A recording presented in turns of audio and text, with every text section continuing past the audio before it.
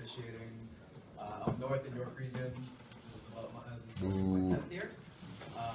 So today we're going to be talking a little bit about our FIBA mechanics, especially in two-person. Just to show of hands, who's in their first year? Everybody. Oh, everybody. Minus 1 and 2. Okay, cool.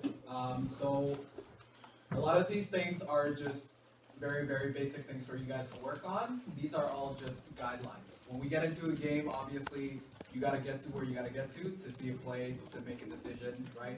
But for the most part, we try our best to stick to these guidelines, okay? If you have any questions, just put your hand up, like, it's very, very casual, okay?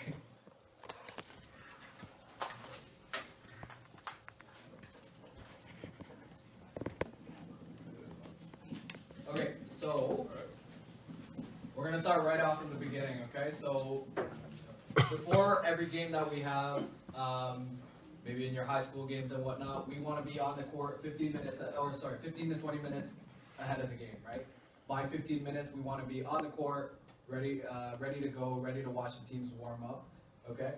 So you can see from that diagram over there, in every game you're gonna have an R, which is your crew chief, and you're gonna have a U, which is your umpire, okay? So for the most part, that doesn't matter a whole lot. The minute the ball goes up, everything else is the same, okay? It doesn't matter if you're with a 30-year vet, it doesn't matter if you're first year, second year, everything's the same, okay? As the crew chief, we want to make sure that all the score sheets are ready, all the players, numbers, make sure that they have all their starters checked off, make sure that score sheet is ready, make sure that our game operators, our shot clock operator, whatever we have to deal with from the table is all prepared. Okay, last thing we want is we start a game and all of a sudden the girl doesn't know how to reset the shot clock, or the guy doesn't know what he's supposed to mark off, how to put points up, okay? So we want to make sure all of those things are ready, good to go, the table's good to go, okay? Usually they say here at the 2-minute mark, we want to go introduce ourselves to the coaches.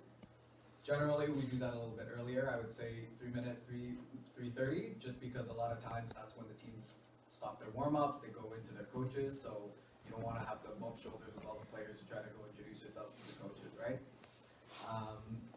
At the beginning of the game and at halftime, when you have 1:30 left on the clock, you're going to blow your whistle once, okay?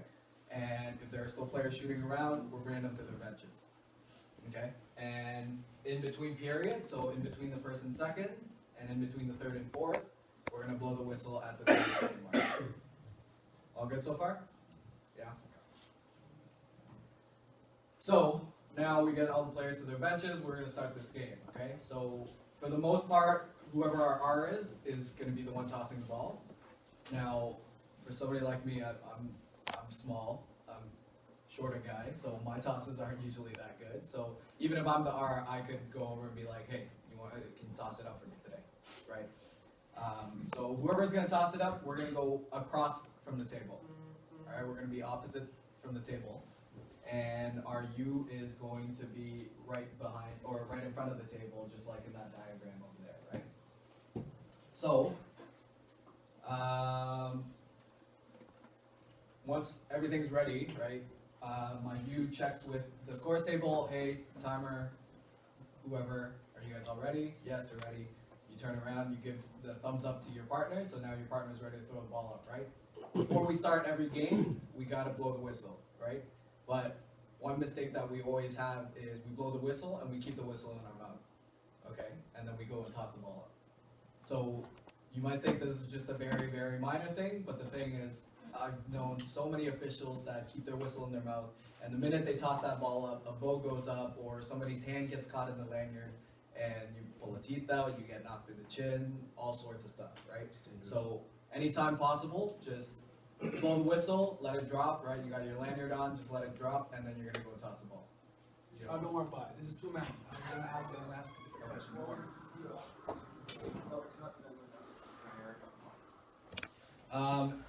And then for our U, the minute our official is ready to toss the ball, we're going to stand in front of the scorer's table with our hands up, right? The minute that ball gets tossed and tipped, we're chopping it in, right? Same thing as we do if we're administering a throw in, we pass the ball and then we chop it in, right? So anytime, once that ball gets tapped, we're gonna chop that time, okay? Whichever way the ball goes, whoever is our U in this case is gonna go to the end line and they're gonna become our new lead, right? And then our other official, our tossing official, is now gonna become our new trick. Okay, it doesn't matter which way they go. Cool. So, just gonna talk about positioning a little bit. So lead and trail are always going to be asked to box all the players in. Okay? So whenever we have players that we want to keep all 10 players within that frame. Okay? So if you look at that top diagram right there, we have our trail on the table side sideline, and then our lead is opposite on the end line. Okay?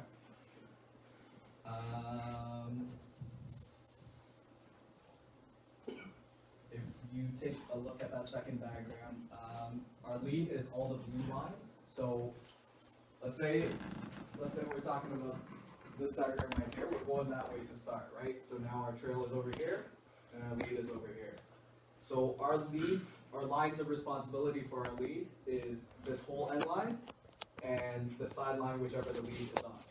Okay, so similarly for the trail, we're taking care of this sideline and we're taking care of the half court, the division line. Okay, now if we move these guys over and now this is our trail and this is our lead, same thing. Lead is taking care of this end line and their corresponding sideline, and then same thing for the trail. Trail's gonna take that sideline and division. Okay.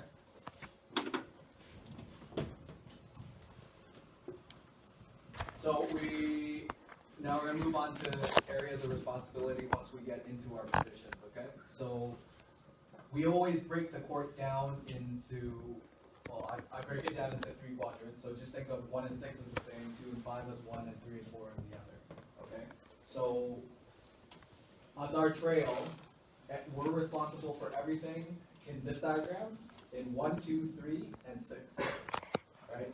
Anything in 4, when it's on ball, is lead's primary coverage, right?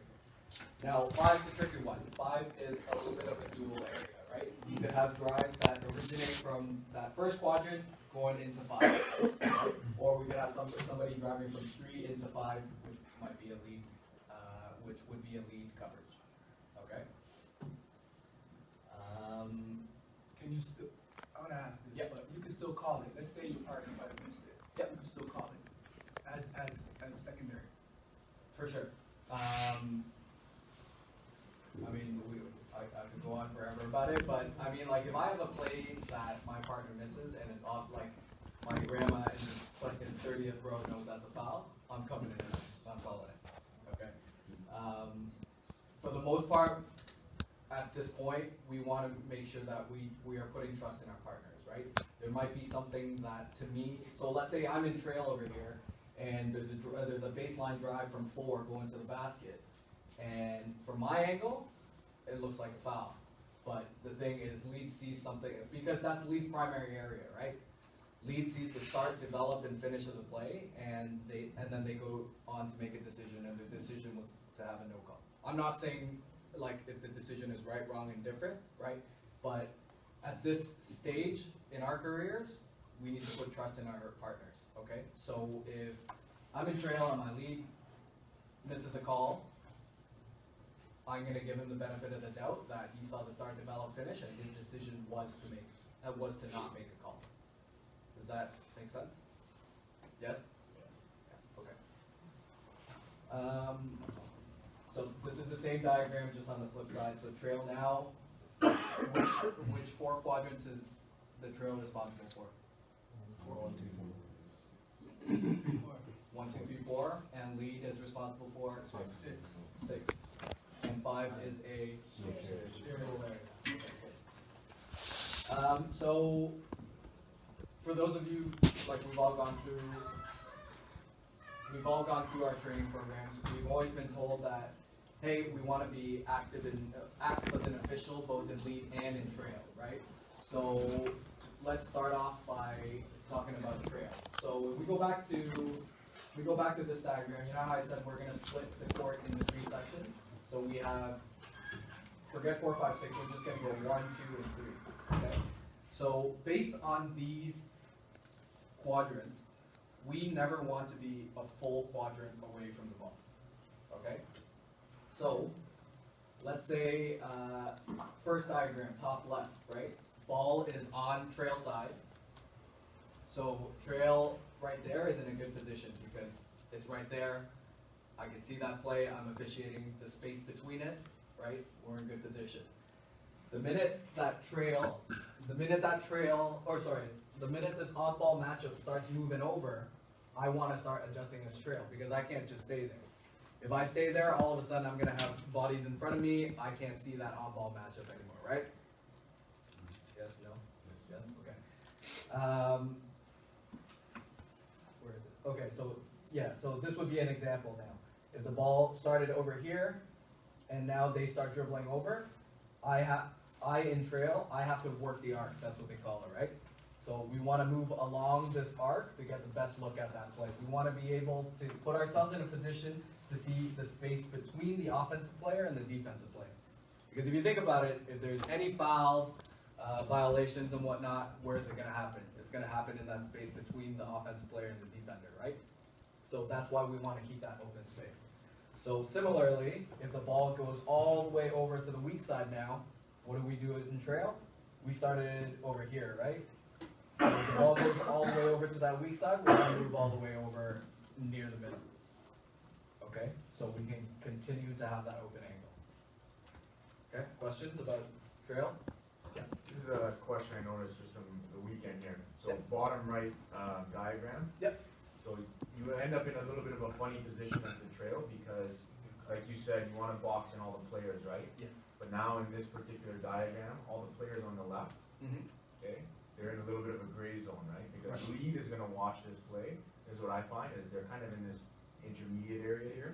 They're going to move into that quadrant in where the lead is, and then the trail has to what? Back up as quickly as he can so that he can see all the players on his left in the corner. Is that the goal?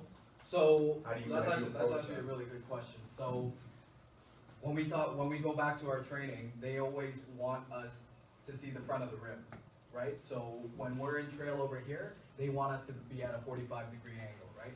So similarly now, if we're talking positioning only, once we move into that middle area, I'm no longer just gonna be at a 45, right? I don't wanna close my vision off to see just this, right? So I might wanna position myself a little bit more parallel to the end line. Just so now I'm still watching this, but we all have peripheral vision, right? From my peripheral, I can still see what's going on, okay?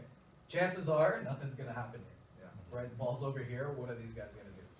Unless you have like a matchup like these two guys are gonna fight, Right. right? But other than that, That's where a ton of the screening action would be going on. yeah, A sorry, ton of the screening action would be going on that weak side. on this week's side? Yeah. Yeah, you're right. So, Pardon? as much as we wanna have a peripheral, that's not all we're counting on, right? What is our lead supposed to be responsible for here, right? If our lead's gonna go all the way out here, his vision is coming through here, okay? So lead's got a great look. If we have to extend all the way over, we gotta extend all the way over. So that is why our lead, or in any position, we should never be ball watching if the ball's not in my primary coverage area, right? Because if lead starts watching this, and I only can see this peripherally, and now, knock on wood, somebody starts fighting over here, I got 2 officials looking at the ball, and I got a scrap in the corner and nobody's covering. Right? Does that make sense? Yep. Just to kind of go back to what you were saying, so if the ball goes down into the lead quadrant, is trail then going kind of back towards where they started, or? So you're saying the ball's here, and then they dribble over to the corner, right? So our trail, you're asking if he backs out. Like a little bit, or is that right? Most likely, we're gonna stay in this position. Is that Right, because if we stay in this position and we're still angling ourselves, so we're looking down this way peripheral, right? That gives us the best look off ball on any cutting action, screening action like you were talking about. Because now, if the ball goes into that corner and I skip out, what happens now if this ball gets passed back out here? Now I gotta go back to the field, right? So it's economy of motion, right? I'm not gonna go take 5 steps there, take 5 steps back out just to go back. Yeah. Just, right, confirming. Yeah, no, that's a great question. Are we all good? Yeah, okay. So, next I'm gonna talk, about our lead positioning, so when, yeah, Sorry. So, it was interesting that you called that out, because the other day, working the arc, I was told that if you are at the top of the tees, the ball's in the corner, and that you don't want all eyes on the ball, because they'll take 2 racks to look at the same direction. So, working the arc is actually looking at the opposite side. Yeah. So I don't know. Yeah. so I don't really understand. So pretty much, you're saying that we need to have our peripheral and be able to see the side, but I was told, like, working the arc is being able to see the other side of the court, because you don't want all the ball, like, they're not getting 2 racks to look at the same, like, direction. Right, so that's what I was saying. If we're working the arc to come out here, if my trail's watching out here, my lead should not be watching the ball. Correct? My lead should be looking the other way, off ball, rebounding action, screening action, cutting. Right? So, does that kinda answer the Yeah, question? yeah. If my trail's gonna pay attention that way, my lead gotta pay attention to So, everything. yeah, so we're not always covering the same Right. areas, yeah. Because if we both cover that, nobody's watching the other 8 guys, something's gonna go wrong, right? So in the bottom right corner, as lead, say the ball is swung along the baseline, for an inbounds play or whatever the case, can the lead pull off of the line to get a bigger, or like wider range or a wider look of What the do you play? mean by? So like the lead is there, and then they actually back up into the wall, like say there's a wall just behind where the lead is, to get a wider range or like a wider look of the play. Because maybe on that inbounds pass, what's happening is the lead is like directly on ball coverage, but then the ball's swung across. And then they need to be able to see the whole wide range of the play. Okay, so you're saying, On bottom right. my lead is here, Yeah, and so then you- as this ball's getting swung. Yeah, it's the ball gonna gets keep like coming swung along the baseline, in the bottom right play, Mhm. and then it gets swung along the baseline, the lead pulls back off So of, here? yeah, and then along the baseline, on like an inbounds pass. And then the lead will actually like pull off of the end line, to So be able you're to get a wider saying- range. A pass goes, Along the end line, yeah. And then like the lead would pull in and then off the ball as well to get a wide range of blocks in the players. So like A, B, C, right? Yeah. so this is our A position, Yeah. this is our. And then B, but then like they're in B and then would we be able to step back off of the end line to be able to get a wider range of the play?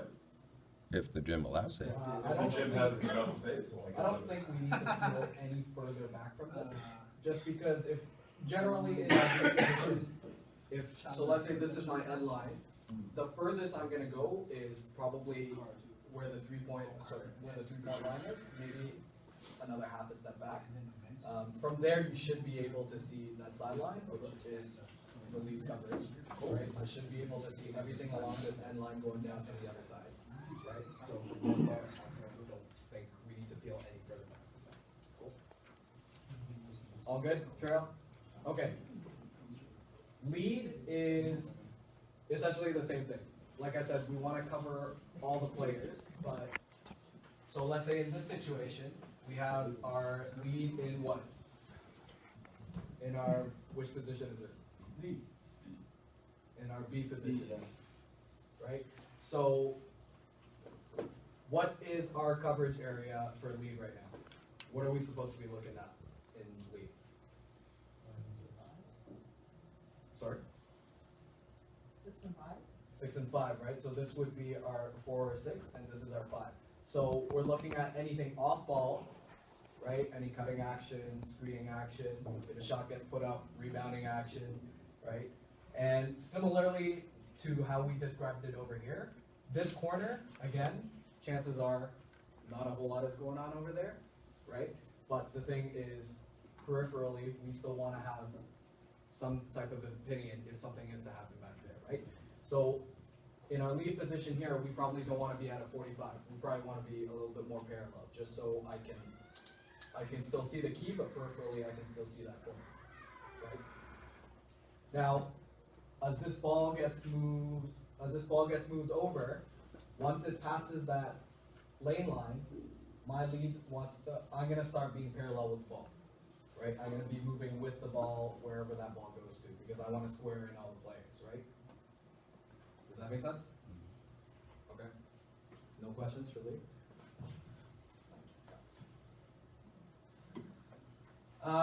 Okay, so here are our just main duties as a trail official. So anytime we have a 2-point shot, 3-point shot, our trail official is gonna mark, so 1, 2, 3, and our corner area, okay? So 2-point shot goes up, we'll put a hand up to signal the attempt and then the make. We want to be sure of any shots that are close to being at the box, if it gets released in time or not, right? Goaltending and interference, so a lot of times our lead is not, what's the word? The lead is not responsible for looking up at the net, right? The layup goes up, did it go off the glass before it gets blocked, or was the ball on its way down it gets blocked, okay?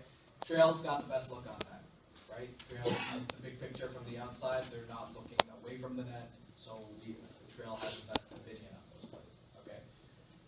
Rebounding situations, there's gonna be a whole lot of clutching and grabbing in the key that only lead's gonna be able to pick up. So when we talk about rebounding situations here, for the most part, we're talking about guards crashing the glass, maybe the big fellas who like to bump guys under the net, right? Those are all things that our lead probably can't pick up from the end line.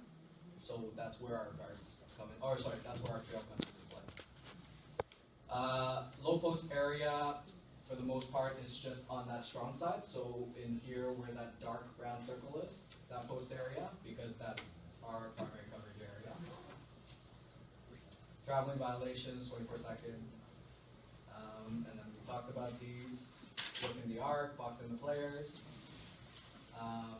One thing that I catch a lot, and I did this for years before I got reamed out for it, anytime we have a drive to the basket, or anytime we have a shot go up, our tendency in trail is, shoot, this is probably, if it goes in, I gotta get back the other way. If it misses, chances are we have a defensive rebound, I gotta go the other way, right? But that's the wrong way to think about it, because we need to be in there to help with rebounding coverage. So anytime a shot goes up, anytime a drive goes to the basket, what do we want to do? We want to take a step down, right? And whether or not that puts us into a better position, I don't care.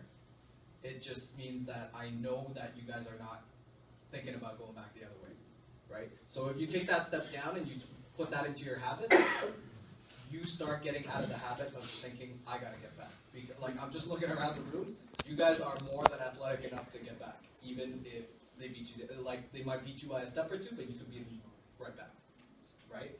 So make sure, anytime we have a shot, drive to the basket, we step down, okay? Okay, same thing now for the lead, okay? Anytime we have any post plays, in that lighter gray area on the right, that's all our lead coverage. Play under the basket, so anything in that quadrant 5, anything like a rebound putback, those we want to have an opinion on. Fouls away from trail, anything that the trail can't see, drives to the basket. And then same thing with the principles here. We want to be moving all the time in lead to get the best look that we can, right? To put ourselves in the best position, box the players in, yada yada yada.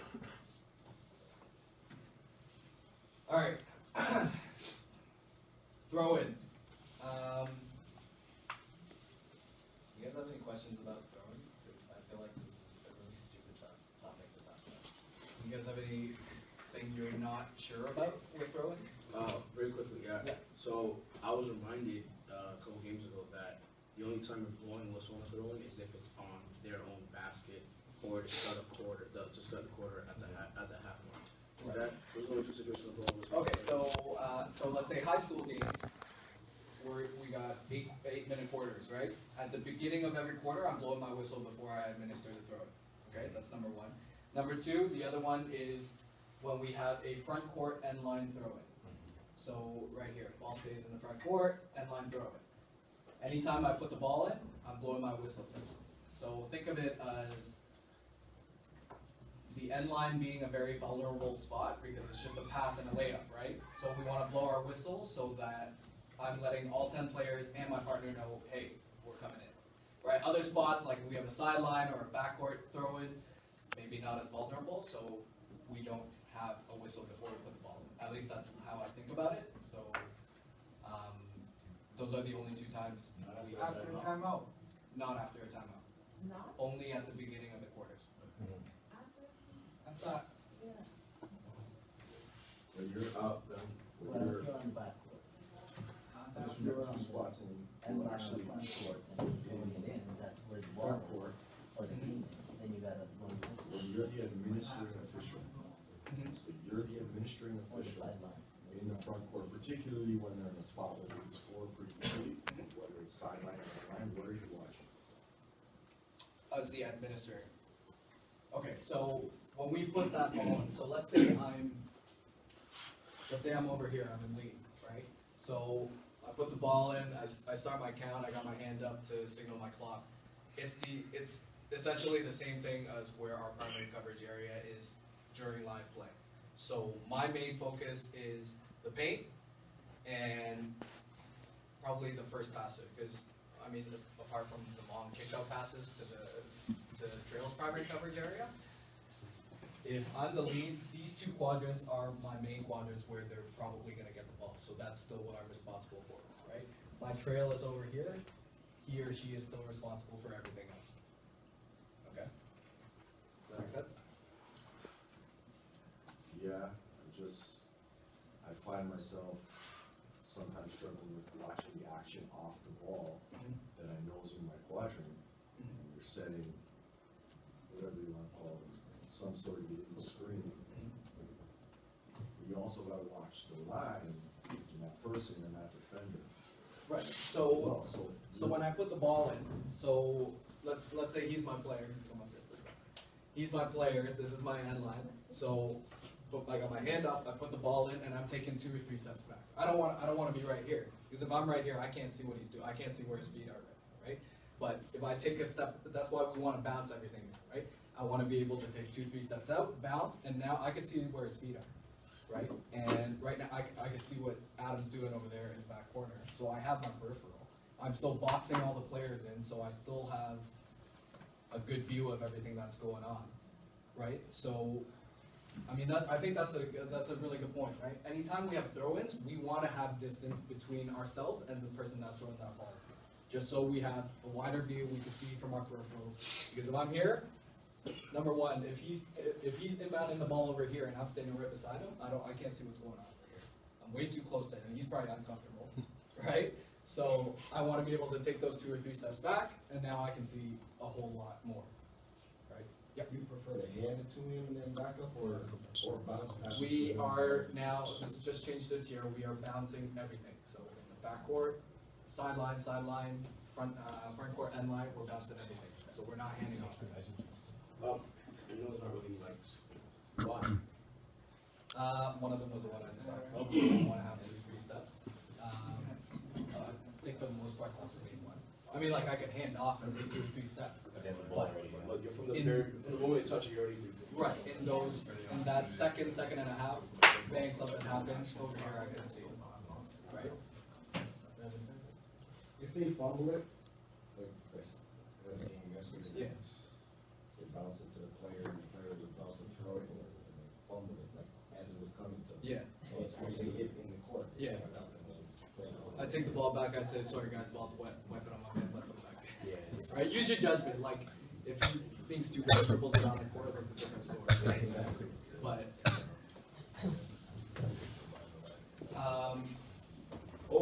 Sorry. So, it was just explained to me that when someone's inbounding, they are allowed to step on the line. It's just they can't step on the court when they're inbounding. yeah, Okay, I was. yeah, so, I don't know how to this is still out my, of bounds. if this is my end line. Yeah, that's what he explained to me. 'Cause And this is out of bounds, this is inbounds, I can step on the line, as long as no part of my feet steps inbounds. Right, so as long as I'm on the line or behind, I'm all good. Okay? Okay, so yeah, those are my points. Make sure we're bouncing the ball, okay? Whistle at the beginning of the quarters, not timeouts. I don't know why, don't ask me that. And what was my third one? Oh, and then we're blowing the whistle, also when we're in the front court end line, okay? Not the sidelines, not the back court, front court end line, okay? One thing I always forget is like when they can run the end line. After scoring the basket. Sorry? After the basket. Okay, so after a Only made when basket, they basket? yep, after a made basket, after a made free throw, Yeah. they can run that end, Okay. okay? Otherwise, they gotta stay put, they're allowed one step, Yeah, right, one step left, Yeah. okay? The key thing to remember is, if there's a score, there's a timeout, and they come back. They can still run it. That's right. Okay. Always, they gotta still. Great point. Just a quick question, so after that step, if they take more than a step, you call violation, right? You blow your whistle, hand out violation, what do you call it? Just say It's a throwing violation. throwing violation. Yeah.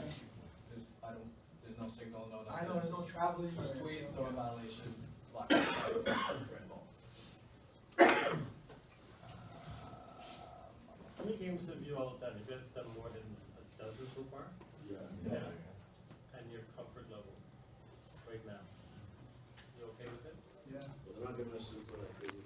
Well, that's good. We don't want you to be in a position where you're not successful, right? So the assigners, if they give you the assignments in the games that you're on, chances are you're probably a senior partner, and chances are, you know, you are at a level that they feel that you're comfortable with. I know this is a very busy time with the OBA schedule now, so some of you will be put into situations where there are volatile, you know, OBA teams and so on. That's just something that you get accustomed to, right? Your own level of confidence and certainty will increase as you get on the floor more and more and more. I had 2 left beats. My job. Hard to believe. I believe it. But I did. And again, it's just the more floor time you get, the better, more confidence you get. And then when you're working with individuals as well, you're gonna have individuals that, you know, Tommy had, I'm sure the first start that I had, that choose not to do the right things. Endline stuff, they're like, oh, what a kid. You just go down and say, try to impress upon them that you're in your years, that you want to learn the proper mechanics and so on. Because it really will help you. And I will tell you that we are critiqued and we're judged by spectators and coaches and evaluators that happen upon the scene. And it's upon us. If we're doing lazy mechanics, it's going to show in our game, right? We're all here to have a certain level of standards, I say of excellence. We should all strive to be somewhat excellent in anything that we do. Whether it's basketball or any part of life, so you strive to do that, right? And we get better because we're more actively engaged in what it is that we're doing and how we do it, regardless of what our partner's doing. You have to force a switch, but they don't want to switch. So How would you suggest that we do that? Because I was actually telling somebody that's happening a lot with some of the senior officials where, Sheldon, tell them the game's being filmed. yeah, and Someone up we there with would the have camera, games. 'cause I'm getting videos of us. Yeah. From So, coaches saying, it's a "Look at great this guy." question. Again, before the game, please speak with your partner. Speak and say, hey, I'm a first year official, and I'm looking to be evaluated in the next little while, just whatever it is. Let them know that you would appreciate them helping you in that particular game, so that you can get better. And if they're not lazy, they'll help you along the way. And I mean this because the majority of individuals that we have will help younger officials strive to get better. And that's a great point, is like, whenever I'm working with a younger official, or less experienced, I always tell them before the game, when I work with Tommy, when he's starting, we're doing things by the book, because you're not gonna get better, right? Actually, the older officials aren't either, but maybe some of them, maybe they're just getting a little lazy, but you need to remind them, like Bobby said, you need to remind them that, hey, you're there to get better, and you appreciate it, and you do it in such a way as not, you say it in a nice way, and say, please, can you do this? But I agree, that's, yeah. And you will have officials that will say, because you are very young and new, don't worry about it, kid, I'll look after this game, okay? That's all fine and dandy, but again, you need to impress on them and stress that you're looking to get better, and if you don't mind, for this game, can we do it by the book?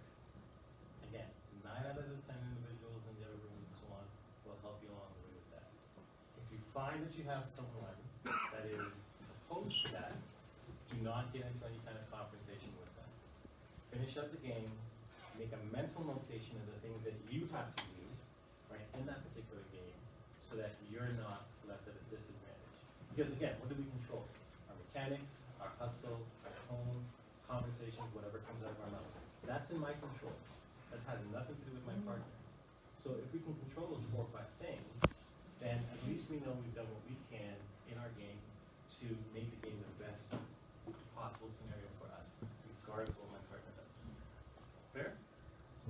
Tom? And just to piggyback on that, even when you get into say your 4th, 5th, 6th year, you're gonna have games where it might be U10, not very competitive. Those are opportunities for you to work on things like that, right? To work on, okay, where do I gotta go? What are my mechanics look like, right? So try to build good habits, never get into the bad habits of, oh, I'm not gonna go over there, I can just put it here, it's the same thing, right? Because like till this day, if you work with Bobby, Peter, and myself, I don't really care who I work with, but we're gonna do things properly, right? And it goes to show because coaches might not say it, players might not say it, parents might not say it, but at the end of the day, some of them do see it, right? And it builds credibility for yourself if I'm getting into the right spot. It's a standard. There's this mentality, I think, I don't know whether it's across Ontario or all of Canada, but I'm gonna use Ontario because that's what I'm familiar with. When I hear other coaches and teams coming to Toronto, and they talk about some of the officiating, by comparison to my colleagues outside of the GTA area, like, we are superstars.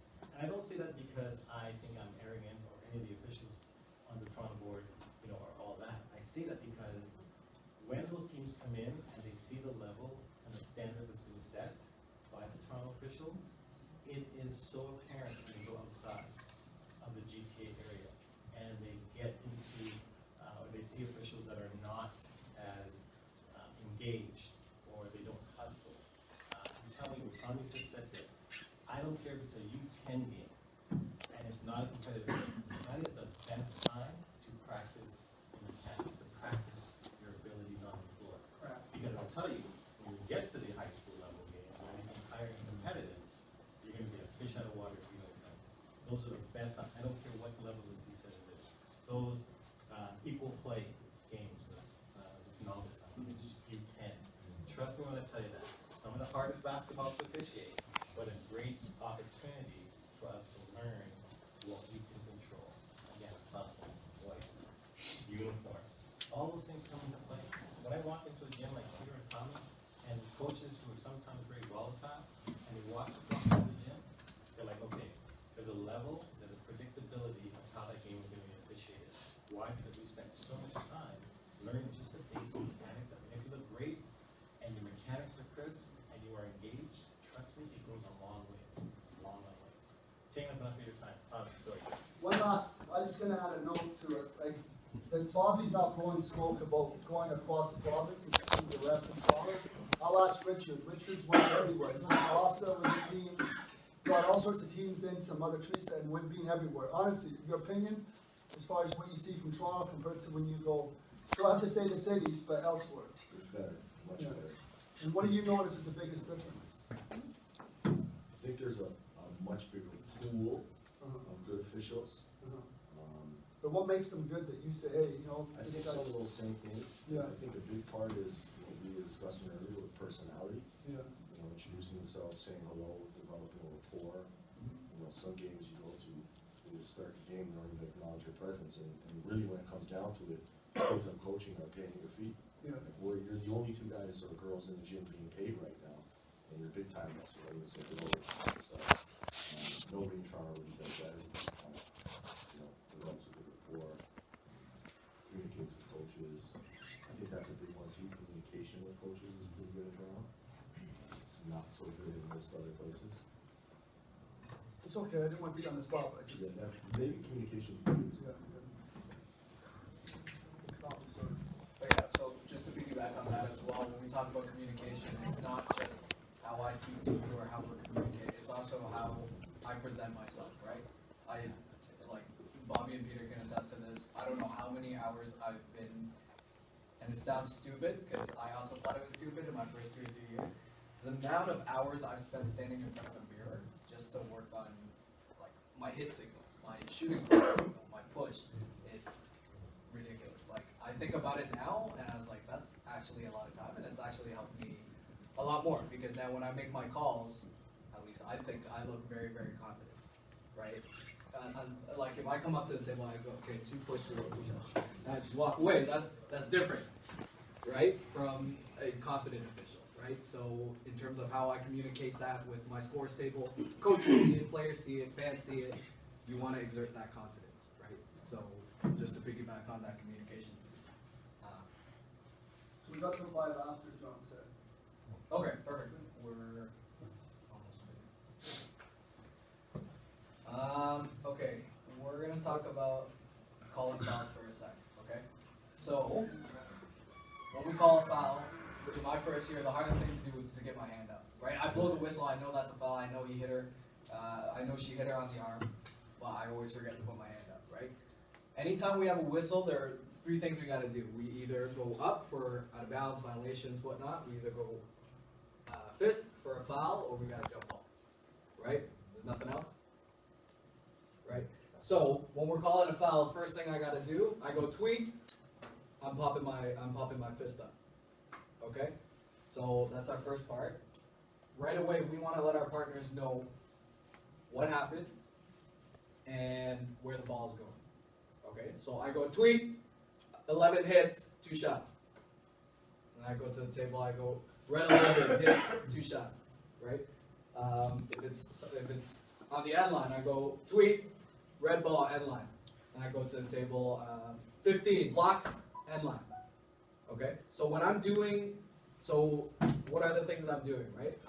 First, I call out the team, so white, black, red, blue. I'm calling out the number, 11, okay? And then I have the nature of the foul. Do we have a hit? Do we have a shooting foul? Do we have a block, push? What else is there? Hand check. Hand check? No, just don't do hand check. It's either a push, a block.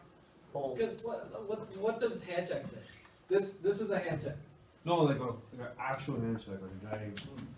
Call a hit. Yeah. You call Call a hit. Call a hold. That's just my 2 cents. If you guys don't have to agree with it, you guys can call a hand check if you want. I'm never calling a hand check, right? Because a hand check is essentially a push. A hand check is essentially a hold, right? You call a hit to the head, sorry. Yes, that's part of it. Yeah, for sure. Like if a girl goes to the basket, we had that the other day, a girl goes to the basket, big girl tries to swipe and catches her in the head, I'll call it hit to the head, because It seems like whenever you say hit to the head, the coaches don't say shit. exactly They that. don't say nothing. Roll call, if you go over hit to the head, coach, you're like, Because I called it just like hit, you called it a hit, right? Now that I think about it, I kind of forgot that call. It's kinda like in my pocket. And Use it like next you time. said, it's probably, Hit to the head. it's probably one of the best ones to call if it, like, If I'm it not, happens, yeah. there's not gonna be a blocking foul and I go, hey, hit to the head, just to get the coach off my back, because then now I lose credibility, right? But if it happens, and like, because sometimes hit to the heads, even if it's a slight hit, for me, I'm calling it. Because I don't, like, I can't tell how severe that hit is, right? People's tolerance to hits to the heads are different, right? So the minute I call hit to the head, like, coaches aren't gonna argue, so you're not gonna argue, right? So yeah, so boom, red 11 hits, blue ball end line. So I know it says here, what have you guys been told? To run? No. To the reporting area? Or Yeah. Just through an area, yeah, they want you to run to a certain Walk area. with purpose, walk with purpose. Okay, so I think this is a little bit old. That's- In the last 7 or 8 years, they want us running over to the reporting area. I think it looks silly. If I'm in lead, I call the foul. I go red 11 hits, blue ball, and then I got to run, stop, and then I do all my mechanics. I think that looks silly, right? We go back to how we communicate with our body language. How does that look compared to if I go tweet and I just walk with a purpose, go to my reporting area, 50 hits, 2 shots? That looks a lot better to me, just because I'm not in a rush. I might not be in a rush, but I look like I'm in a rush, right? So if I have a brisk walk confidently, walk with a purpose, Ask get to my Tim spot. Marine. Tim Marine will show you a good walk. Okay. We want to make sure. Sorry, a quick question. I've seen guys just yell it from the end line.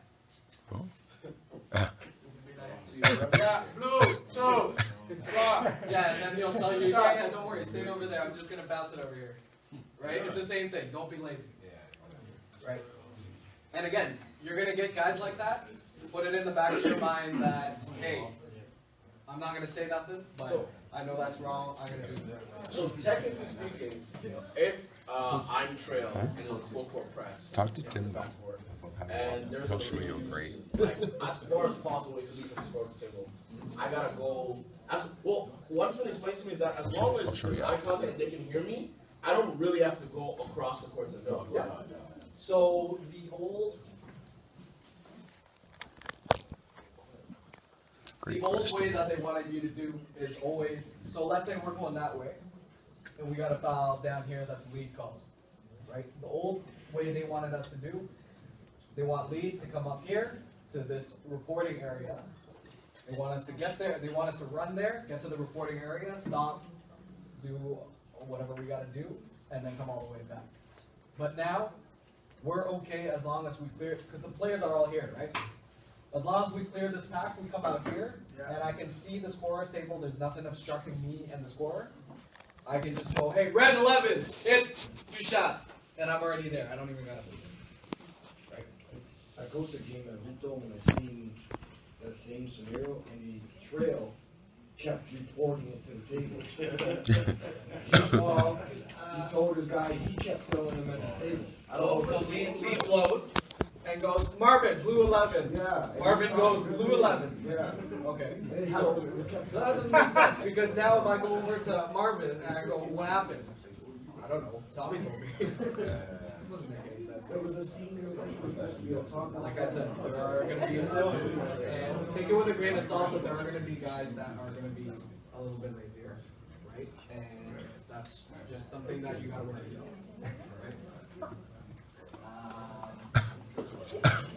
So yeah, anytime, whoever calls the foul, we're going to trail. Doesn't matter which side, you call a foul, you're the new trail. Offensive foul, you're the new trail. Rebounding foul, you're the new trail. You know what I have a problem with is, instead of like a rebound, Yeah. push, going the other way. So I say foul, and then I'll be like, I don't even know how to fucking explain it. You asked me for it. Foul, possession, well, and then I will report it. And then my guy doesn't really know what I'm saying until I say, yeah, foul's on this guy, okay, we're going the other way. Okay, So I find that kind of hard. Can you explain, like, give me, like, So you're saying your partner doesn't know what's going on? like, in a sense, like, all I know is, I call it foul, because those are the ones I don't get a lot, where I get the defensive push. Okay, so what, so. There's a rebound, let's say there's a rebound. Possession foul. Okay. Ball goes up, you call it a foul as an offensive rebounder. Thank you very much. So back to what we were talking about before. If I blow my whistle, what am I doing? You stick, you're stop the clock. You, Right, I stop the clock, I go, red 11 pushes, blue ball, end line. Yeah, you gotta do Yeah, it. used to it. I don't say the red ball, I just go boom, blue ball, end line. okay, so you can say, yeah, And if your partner's not listening, that's on it. alright, Right? well, Yeah, is that Like I said, acceptable? he's Let's say, the players start like that situation, so it's not a block charge, so you're not sticking with it. Yeah, but sometimes I'll even hold my partner, because I know I'm coming back here, and he's staying there, not switching, right? This time, come back. I don't do it, I know the NBA does it. The NBA goes loose ball, red, or loose ball, stay here, right?